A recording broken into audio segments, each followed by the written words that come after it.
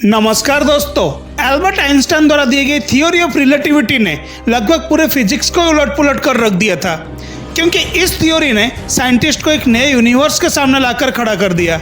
उनका मानना था कि थ्योरी ऑफ रिलेटिविटी एक्चुअल में एक नहीं बल्कि दो थ्योरीज है, the theory of general relativity and the theory of special relativity.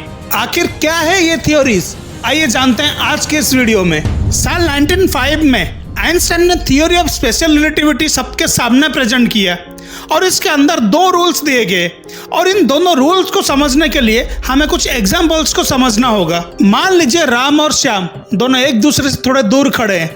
अब राम श्याम की तरफ 10 किलोमीटर पर आवर की स्पीड पे चलना शुरू करता है। इस बढ़ती स्पीड को हम दो तरह से देख सकते हैं। पहले श्याम को राम अपने तरफ 10 किलोमीटर पर आवर की स्पीड से आता दिखाई देगा, वहीं दूसरी तरफ राम को भी श्याम अपने और 10 किलोमीटर पर आवर की स्पीड से आता दिखाई देगा, जबकि असल में राम ही श्याम की ओर बढ़ रहा है। इसे और डिटेल में समझने के लिए जरा इमेजिन करें, दो व्हीकल्स स्पेस में आमने सामने खड़े हैं।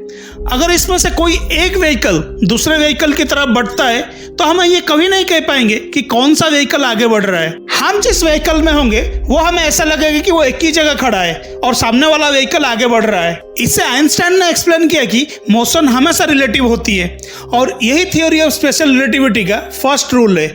लॉ ऑफ फिजिक्स सभी रेफरेंस पॉइंट के लिए सेम होते हैं। फॉर एग्जाम्पल, आप अभी जमीन पर किसी ऑब्जेक्ट का वेट देखिए, फिर हाई स्पीड ट्रेन के अंदर उसी ऑब्जेक्ट का वेट चेक कीजिए, आपको रिजल्ट सेम ही मिलेंगे, क्योंकि लॉ ऑफ फिजिक्स सारे जगह पर सेम ही रहते हैं। सेकेंड लॉ ये है कि सारे रेफरेंस पॉइंट के लिए लाइट की स्पीड कांस्टेंट है और इस लॉ के अकॉर्डिंग भी लाइट की स्पीड हमेशा कांस्टेंट है। इसे और डिटेल में समझने के लिए हमें फिर से राम और श्याम का एग्जाम्पल को दोबारा जानना होगा। राम श्याम की ओर 10 एकम की स्पीड से आगे बढ़ रहा है और वो एक बॉल को श्याम की तरफ फेंकता है जिसका स्पीड 2 एकम है, पर श्याम को यही बॉल एक्चुअल में 12 एकम की स्पीड से आती दिखाई देगी, क्योंकि बॉल की स्पीड में राम की स्पीड जुड़ जाएगी। यहाँ एक सवाल उठ रहा है, जैसे बॉल की स्पीड में चेंजेस हुई वैसे क्या लाइट की स्पीड में भी चेंजेस होता है?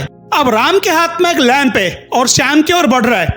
इस वक्त अगर राम लैंप को चालू करेगा तो उसमें से निकलने वाली लाइट की स्पीड क्या होगी, आइए जानते हैं। It's very simple. आमतौर पर लाइट की स्पीड लगभग 3 लाख किलोमीटर पर सेकंड होती है, लेकिन यहाँ राम पहले से ही आगे बढ़ रहा था और जब वो लैंप को चालू की तो क्या लाइट की स्पीड यहाँ बढ़ जाएगी? इसका जवाब है नहीं, क्योंकि थ्योरी ऑफ स्पेशल रिलेटिविटी के अकॉर्डिंग हर सिचुएशन में लाइट की स्पीड कांस्टेंट रहती है। थ्योरी ऑफ स्पेशल रिलेटिविटी के दो रूल्स के जरिए हमें कुछ रिजल्ट्स मिलते हैं, जिनमें से मेन 3 रूल्स है। पहला, लाइट की स्पीड से ज्यादा स्पीड पॉसिबल नहीं है। जैसे जैसे किसी ऑब्जेक्ट की स्पीड बढ़ती है वैसे वैसे उसका काइनेटिक मास भी बढ़ने लगता है। लाइट की स्पीड के नजदीक पहुंचने पर मास भी इन्फिनिटी के आसपास पहुंच जाता है। जैसे ही उस ऑब्जेक्ट की स्पीड लाइट की स्पीड जितनी होगी उसका काइनेटिक मास भी इन्फिनिट हो जाएगा। इन्फिनिटी मास को मूव कराने के लिए इन्फिनिटी एनर्जी रिक्वायर्ड है, जो कि इम्पॉसिबल है। इसी वजह से लाइट की स्पीड से फास्टर पॉसिबल ही नहीं है।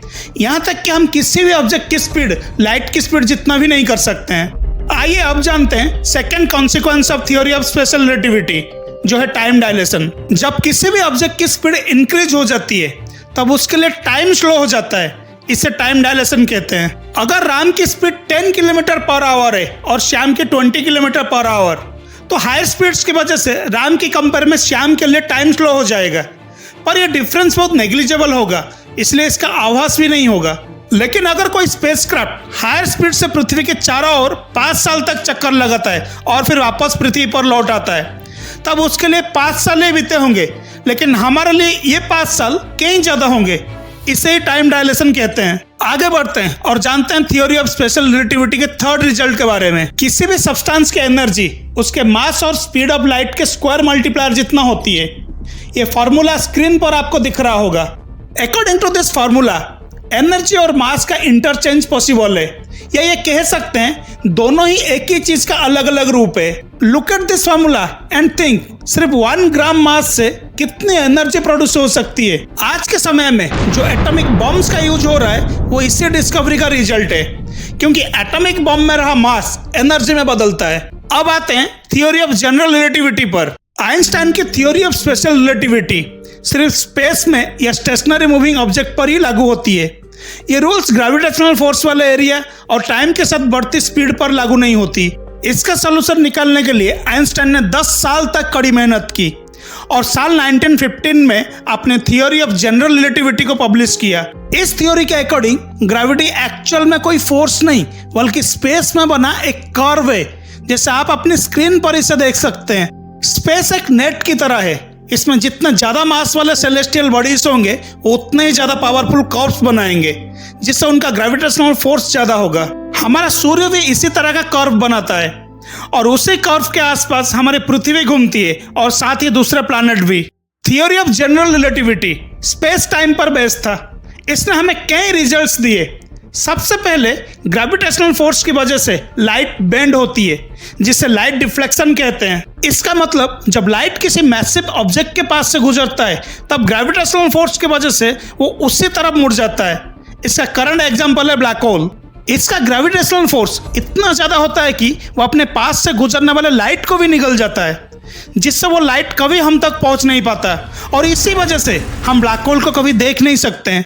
ब्लैक होल के बारे में हमने डिटेल में एक सेपरेट वीडियो में एक्सप्लेन किया है। आप हमारे चैनल के साइंस वाले प्लेलिस्ट में से इसे देख सकते हैं, जिसका लिंक भी डिस्क्रिप्शन में दिया गया है। चलिए टॉपिक में वापस आते हैं। जब लाइट किसी स्टार के नजदीक से गुजरता है तब वो बैंड होता है और इसी वजह से हम सूर्य के पीछे से आने वाले लाइट को भी देख सकते हैं। थ्योरी ऑफ जनरल रिलेटिविटी के दूसरा रिजल्ट ये है कि ग्रेविटेशनल फोर्स की वजह से टाइम स्लो हो जाता है, जिससे ग्रेविटेशनल टाइम डायलेशन कहते हैं। हाई ग्रेविटेशनल फोर्स वाले एरिया में टाइम स्लो हो जाता है।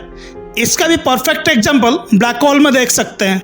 अगर आप ब्लैक होल के पास हो तो दूर खड़ा आपका फ्रेंड आपके मूवमेंट को बहुत स्लो मोशन में देखेगा, जबकि आपके लिए सब नॉर्मल होगा।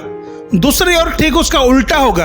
अगर आप अपने फ्रेंड को देखोगे तो उसका मूवमेंट आपको बहुत फास्ट नजर आएगा, जबकि उसके लिए स्पीड नॉर्मल होगा। इसकी यही वजह है कि ब्लैक होल के ग्रेविटेशनल फोर्स बहुत ज्यादा होता है, जिससे उसके आसपास का समय स्लो हो जाता है।